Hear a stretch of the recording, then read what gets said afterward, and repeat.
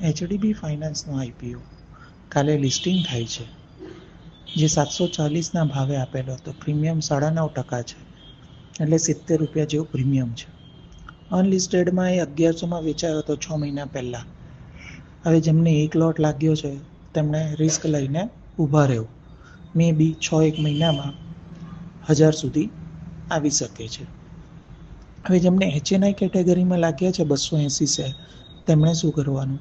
તેમણે 9.5% પ્રીમિયમ ગણો તો 19440 પ્રોફિટ થાય છે. એટલે 24 શેર ફ્રી છે. કાં 24 શેર રાખવા, ક્યાં બીજી રીતે 100 શેર હોલ્ડ રાખવા. એટલે 81,000નો માલ છે અને 24 શેર કરીએ તો 19440 મળે છે.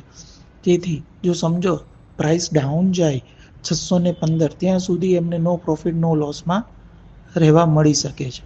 અને સમજો પ્રાઇસ 1000 થઈ જાય તો પણ સારો એવો બેનિફિટ મળે છે.